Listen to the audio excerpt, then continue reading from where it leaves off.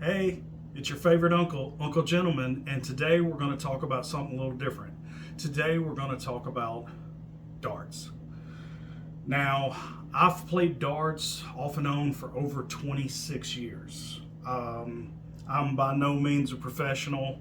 I'm average at best, but I absolutely love the sport. Darts is the second most popular televised sport in England next to soccer. Um, During the COVID pandemic and everything, due to webcam and online darts, darts popularity across the world has really gone up. And there's a lot of people out there that are getting into it, but they have a lot of questions about it. So I'm going to go over a few of the basics of how to play darts and what it's all about. And why do I feel like I'm qualified to tell you about darts? Well, this is my game room we're in right now, so I want to show you something.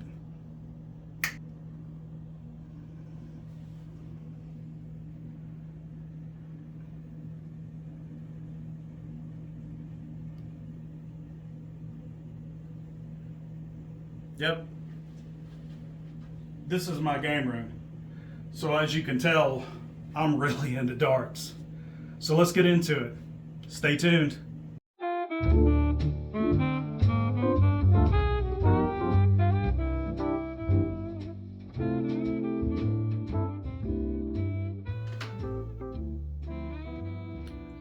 Darts is a very, very simple game to play and understand. However, it's a difficult game to play at a really, really high level. There's a lot of factors that go into it of the hand-eye coordination, the flight trajectory, and all this stuff that makes it a challenge, and that's what makes it great. Compared to the other sports in the same category, which I'll call pub sports, like say bowling, billiards, shuffleboard, ping pong, foosball, those kind of games. Darts is one of the most affordable out of the entire group. Also, it's the easiest for home play.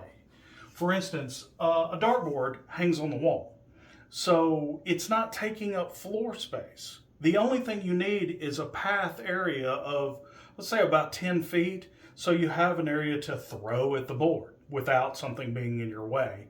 But that's all you need. Now, if for pool or billiards, you got to get a pool table, and one that's extremely expensive, and also just the table alone takes up 6 to 8 feet, if not more, and then you need the floor space around it so you can walk around the table without bumping into things when you're trying to make your shot. Um, and also, the same would go with ping pong or shuffleboard or foosball or any of those. The tables can be expensive, even used. A really good quality dartboard will usually cost you less than $100. There are some that run a little bit over, but you can get one of the top quality, like a Winmore blade board like this, run about $90, 85 to 90. You can get some in the $60 range, which are really, really good quality, and you can get some as cheap as $20 or $30. They won't be as good as quality, won't last as long, but they will do the job. Also, as opposed to steel tip boards like this one, you can also get electronic, or they're known as soft tip boards, which use plastic points on those kind of darts. I don't have one on the wall right now, but I have had them in the past. I do play soft tip and enjoy it. Um, Electronic boards run the gamut too. There's some that are really fancy that run a few $100s, or you can get a cabinet model that can be a couple thousand. But you can also find them at big box stores like Walmart or Target for around $30, and those actually work quite well. I've found the electronics to be pretty good in those units. Um, and we'll go into the differences of the types of darts and stuff like that in a little bit. I just wanted to give you the basics. The great thing about darts is the simplicity of it. We'll go over two or three of the more popular games worldwide and the basics of how to play. I'm not going to go into a lot of strategic detail or stance and stroke. I'm just going to give you overviews on everything. There are thousands of videos on YouTube. They break down, grip and stance and all this stuff. And most of it is subjective. So I'm not going to go into a lot of detail about this being better than the other or any of that kind of stuff. That's for others to debate. I'm just talking about darts in general for now. So that's that on this part. So let's look at a few different types of darts, and I'll give you a little detail on each. All right, let's talk about darts for a little bit. As you can see, darts come in several different styles and shapes and sizes. There's quite a variety. The three most common materials that darts are made out of are brass, nickel silver, and tungsten. The most common used by professionals would be tungsten, and I'll get into that in just a minute. Brass was one of the original. You can find darts that were made out of wood and stuff from long ago, and there's still some used in little parlor games and stuff, but not in any real sense. Brass was the original because it's got good weight, and it was easy to malleable to make rings and knurling on it, so it's easier to grip. Next came nickel silver, which isn't as heavy, but was a lot easier to mold and easier material to work with, and became really common, especially if you get buy a dartboard that comes with free darts. Usually they're going to be nickel silver. Tungsten is what's most commonly used by professionals and most players nowadays because it's become a lot easier to work with. Tungsten is an element. It's actually heavier than lead, but it's quite brittle. So usually tungsten is alloyed with like nickel to make a dart. And that's why a lot of times when you see them online, you'll see percentages of it'll say 80% tungsten or 85% tungsten or 90 or 95. I've even seen some that were 97% tungsten. These here are 90% tungsten. The example is because you can make a very heavy dart that's very skinny, so it allows for tighter groupings when you're trying to stick them in the board. As an example, all three of these darts are 22 grams in weight, and you can see the difference in thickness compared to on which material they're made out of. So also there are soft tip darts, which I talked about earlier. This is a set of soft tip darts. As you can see, they have a plastic point on them that has a little bit of flexibility. They still hurt. Don't throw these at each other. It would still hurt to be stuck with it. But you shouldn't use these on a steel tip board, and you absolutely should not use these on a plastic electronic board. This will damage the electronics on it. This can be thrown at a steel tip board, but it'll make the holes bigger in the sisal and it won't heal as well. All right, the different parts of a dart. We'll use this one as an example. Oops. All right, the parts of a dart are the point, the barrel, the shaft, or often called a stem, and the flight.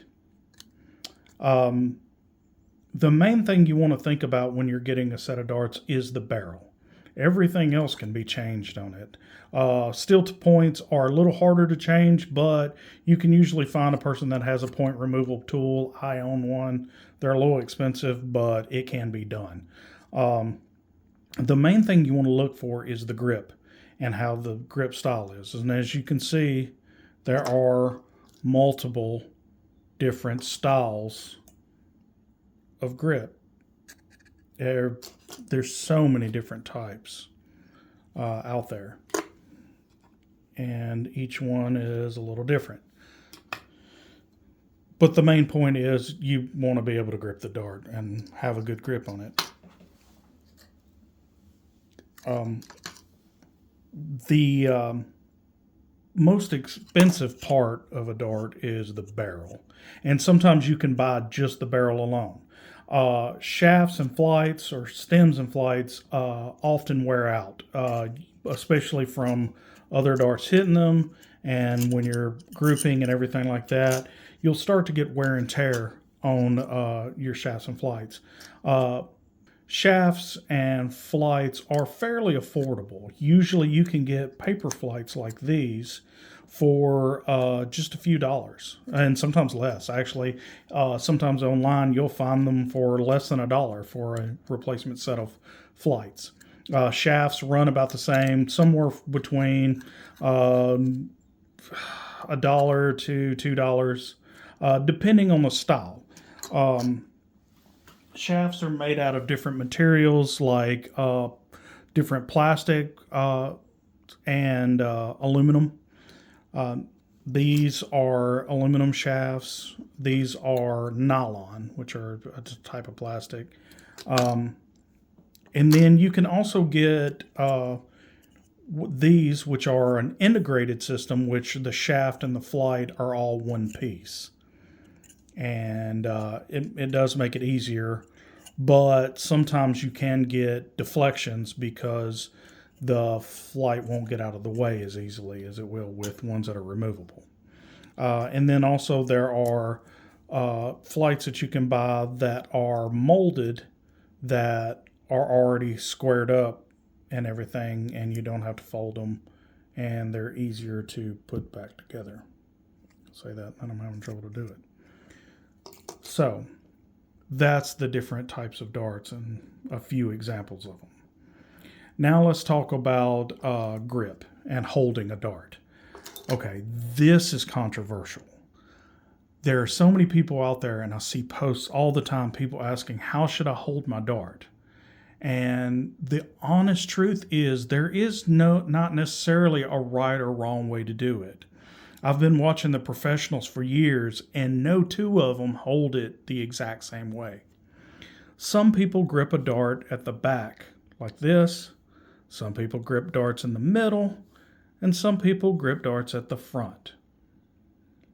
Now, which one of those three is the right way to do it? The answer is all three. Any of those three, as long as the dart flies well through the air and doesn't wobble and do all this through the air, and it lands good in the board, you're fine. Well, only thing I would say is some people have a 2-finger grip. Some people have a 3-finger grip. Some people have a 4-finger grip or even a 5-finger grip. That's all fine. You just don't want to have a really complicated grip that's hard to release or will cause the dart to come out of your hand funny when it's flying. A simple 3-finger grip is one of the best. And the way I could recommend is just find what feels comfortable. Usually it's find the balance point of the dart and then grip around that point, and you should be good. But whatever you need to stabilize it, 3 or 4 or even 5 fingers. Some people hold their finger on the grip, but you want to be able to release it cleanly. You want to have a delicate grip on the dart, and you want to be able to release it cleanly when it flies through the air. And that's it. So find which way feels the most comfortable to you. Maybe you're gripping way at the back. Maybe you're gripping way at the front, or somewhere in between. And if that works for you, awesome. All you need it to do is come out of your hand cleanly and fly as straight as possible to the board. So that's darts. Okay, now we're going to talk about throwing a dart. This is real simple. Don't overcomplicate it. You just want to not do this. Do not throw it like a baseball. Don't bring it back here and throw it over your head and follow through. That will make it fly all over the place. You can't get it accurate, and it's going to fly funny, and you're throwing it too hard. It's not necessary. It has wings on it. You don't have to throw it like a baseball. It shouldn't be thrown like this. Do not do that. You should throw with your arm in front of you. Like if you're facing the dartboard, which my dartboard's over there. If you're facing the dartboard, you should have your dart out in front of you like this and throw like that. Some people throw facing directly at the board like this. Some people turn sideways to the board like I do and throw like this. But still, the same gist is have your leading hand, the hand you're throwing with, should be between you and the dartboard out here, not behind you or beside you. It should be in front of you. That will make you more accurate. It doesn't take a lot of strength. You do not have to throw a dart hard to get it to the board. It has wings. It will glide through the air to an extent. So it doesn't take that much force. When you throw a dart, you want to have a good follow through. A good rule of thumb is make sure that after you release the dart, you should be pointing at your target after you throw. When you throw the dart, your hand should be open and out like this, like almost pointing at your target before you throw. We'll just do a couple of examples of how the follow through should look. So it just should look kind of like this. See how my hand is forward and pointing at the target.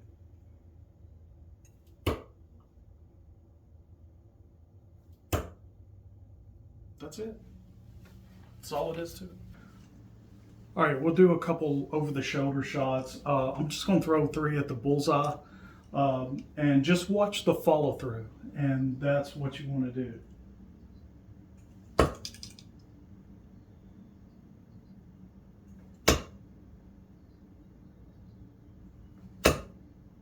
See how when I'm done, I'm pointing at my target? A little to the left. But after I follow through, my hand just kind of stays there. You release somewhere around right here, and then it follows through, and you should be pointing at your target when you're done. All right, let's talk about the numbers on a dartboard and why they're laid out the way they are. When you hang a dartboard on the wall, the 20 should always be pointed straight up at the top. And if it's a steel tip board, more than likely you'll have a number wire on it that is removable. As you can see, it'll pop off. And the reason it's removable is so you can rotate the board. As you keep throwing at certain segments of the board, they will start to wear out. And you can rotate the board a couple of notches and it'll make it last a lot longer because you just spread the holes out around it. Because there's certain areas you're going to throw at more than others. And we'll get to that when we talk about different games. Now let's talk about the numbering on a dartboard. Like I said, the 20 is straight up.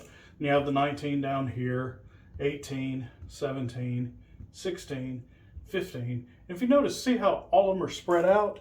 The numbers are not put together, so it makes it more challenging. When we get into the different games, you'll understand that more. The fat areas here of the board and these areas here are the single beds. So for instance, here on the 20, this area is 20 points. This area is 20 points. Moreover, like the number 4 here, this area is 4, this area is 4. 18, 18, 12, 12, you get the point. 14, 14. You understand? Okay. This outer ring, you see this section here, all the way around, that is the doubles ring of the board. And that'll come in really important when we talk about games like 301 or 501 and stuff like that. So for instance, this, which is known as double top in the pro sections, is double 20, 40 points.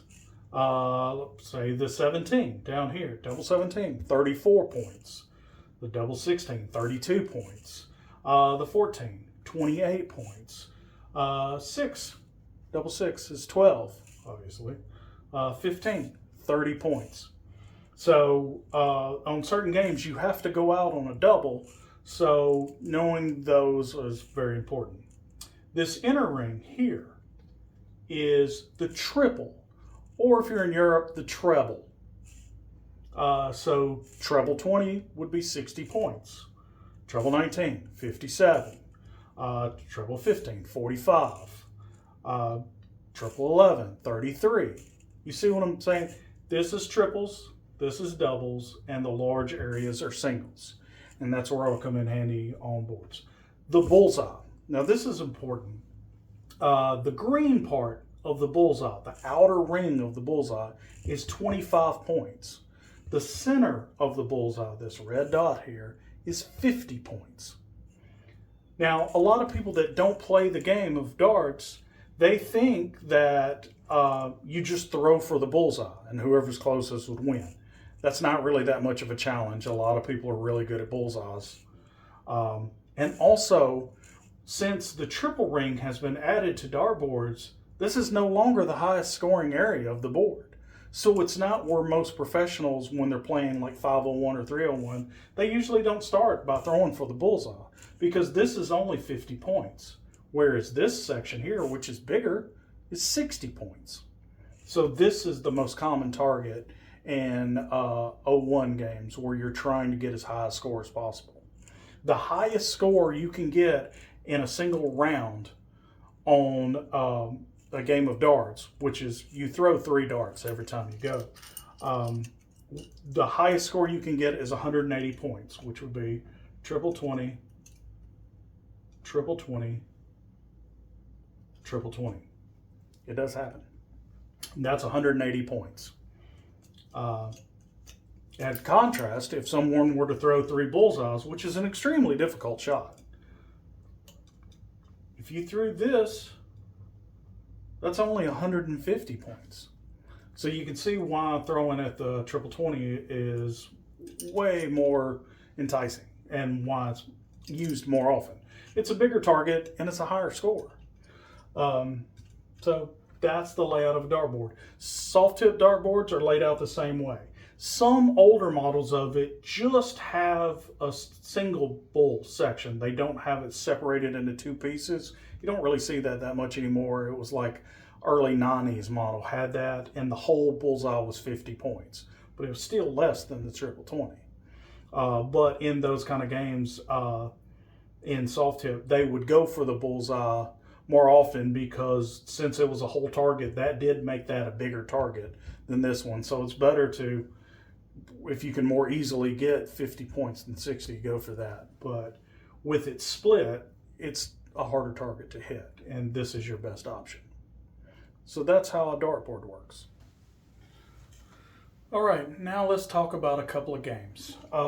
There are several different games you can play on a dartboard.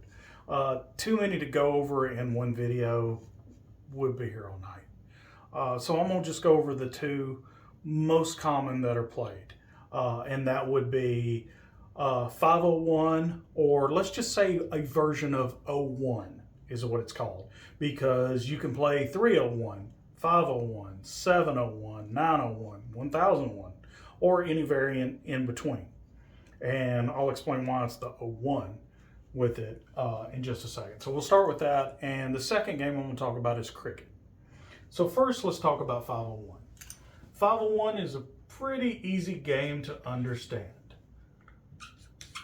So you see, you start with 501 points. You have you and you have your opponent. 501 is probably the most common game played worldwide. It is the game that the Professional Darts Corporation plays. Most of the professional players, what you're going to see on TV most commonly is going to be the game of 501. Sometimes you may see 301 in certain circumstances. It's very rare. But usually you'll see 501. The game is extremely simple. You start with 501 points and you have to get to exactly 0 first before your opponent does. Now, in the steel tip game, you start with 501 points and you're trying to get to exactly 0, but you have to go out on a double. So for instance, if you had 40 points left, you couldn't go fat 20, and be done. No, you would have to hit a dart in the single 20, or the double 20, sorry. Yeah, you would have to hit a dart in the double 20.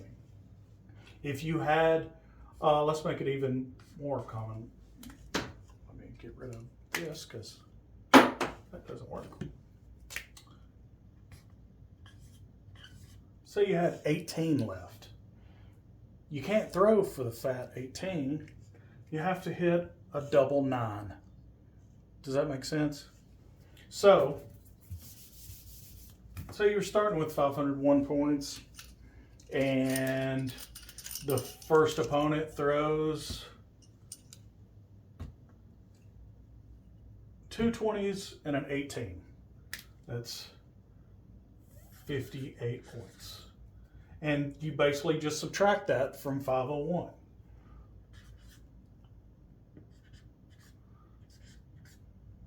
So you'd have 443 left. Does it make sense? Then you could mark out that number because that's your remainder now.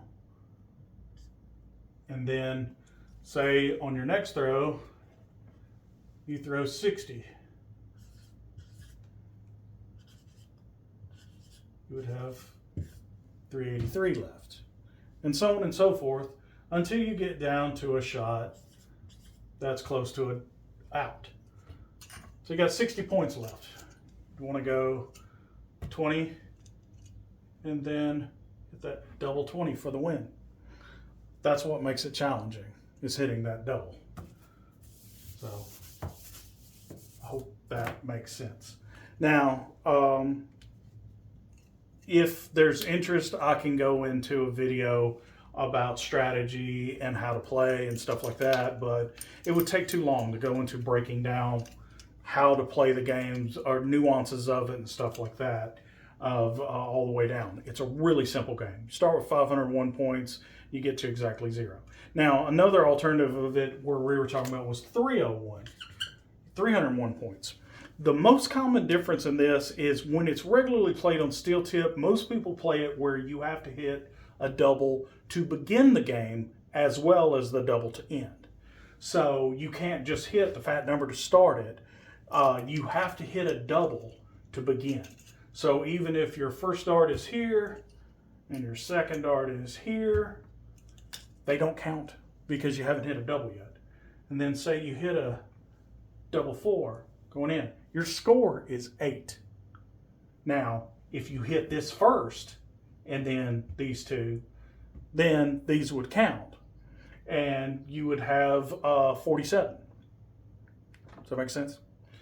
So, yeah, that's the difference in 301 and 501. You can play double in, double out on any of them, or you can play open in and double out on any of them. But the most common ways it's played is 501 is played open, enter, you can hit whatever to start, but you have to hit a double to go out.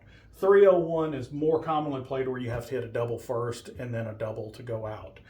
701 usually can vary depending on the league or something like that. Some play it double in, double out, and it'll be like a team game or just ways to make it more challenging. Okay, so now let's talk about cricket. Cricket is a game that's most popular in North America. Canada plays it some too and everything like that. It's probably the most popular darts game in the US. It is played a little bit in Europe and everything, but they much prefer 501 to cricket. Cricket uses the numbers 15, 16, 17, 18, 19, 20, and the bullseye. Those are the only numbers that count. So you have your 20s, your 19, your 18, your 17, your 16, your 15, and your bullseyes. Now, this game is based on marks per round. The object of the game is to hit 3 marks on all of these numbers and have the most points. And that's how you win. Now, for instance, if you throw and you hit the triple 20, that's 3 points. So a double is worth 2 marks or 2 points, and the single is 1 mark. So say you're throwing first and you hit 2 20s and then one flies a little high on you, and you get a double 20. That's 4 marks. So you would also have 20 points. I will explain that in just a second. But the object of the game is to hit 3 marks on each of these numbers. And once you do 1, 2, 3, that number is considered closed for you. And your opponent needs to close that number, or they can fall behind, because if, like, for instance, say you have 3 marks on the 20, but your opponent only has 2, you can keep hitting 20s and you get points for the face value of it. For instance, if you hit a single 20, it's 20 points. If you hit a double 20, it's 40 points. If you hit a triple, it's 60 points. And then that gets added to your score. Once your opponent has hit all 3 of that number, it is considered closed and can no longer be thrown at. And the same goes for the 19, the 18, the 17, the 16, the 15, and the bullseye. Now, the bullseye is a little unique to the others because it does not have a triple ring. Whereas 15 through 20, you can hit a triple and close it with 1 dart. You can't do that with the bullseye. The green part of the bullseye is a single.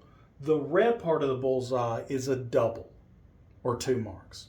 So if you were to throw this with your dart when you're aiming for the bullseye, that only is 2 marks.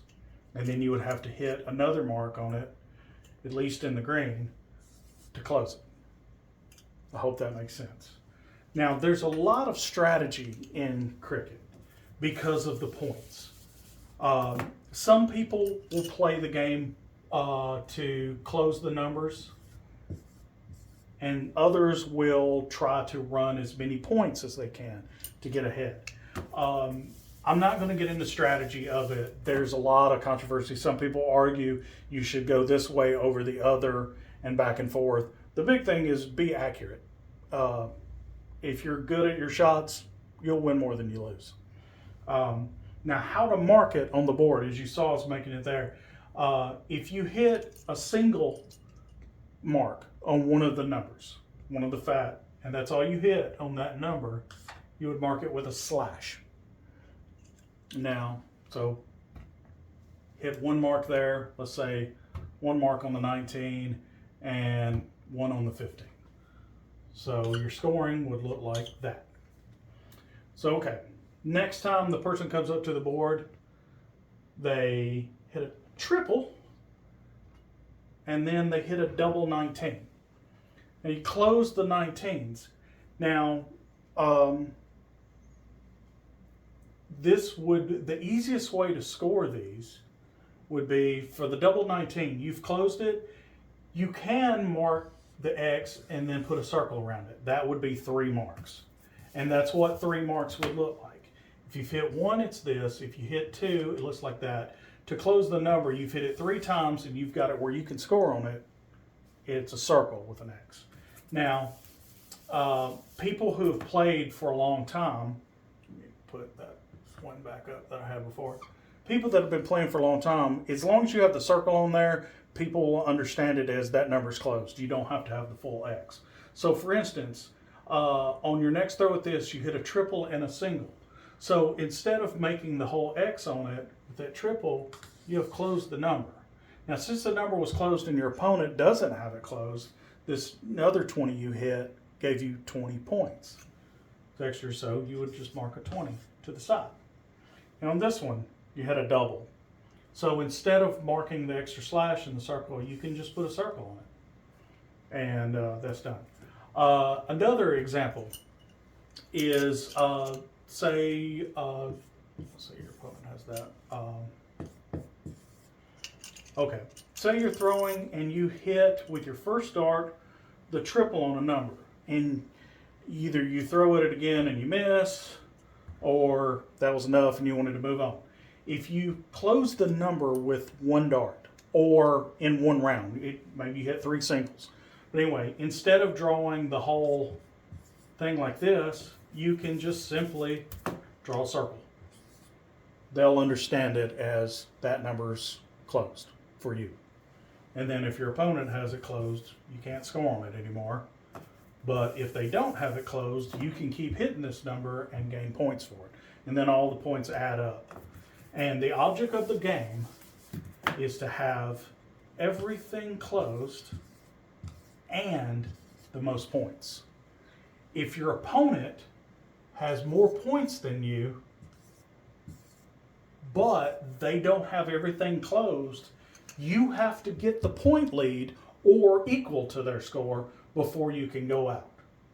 So in this case, you had 20 points, they have 50. You can hit two 15s, which will give you the same amount, 50 points, as them, and then you win the game, or anything higher. But remember, you can only score on a number that they do not have closed. So, as you can see, cricket's a little more complicated as far as the understanding of it, but it's not a hard game. It's simple to play, and it's simple to understand. 501 is just easier. It's more of a boat race. You start with 501 points, you're trying to get to exactly 0, you got to go out on a double. It's that simple. And those are the two most common games in darts. So I hope that explained it all. And that's darts. If you have any more questions and everything, hit me up in the comments and add likes and stuff like that. And if there's interest, I'll do a lot more on these because I love this game. This is something I'm really into. And if y'all have interest in knowing more about darts, I will be glad to do tons of videos on that. So, but if not, I'm Uncle Gentleman. Have a great day.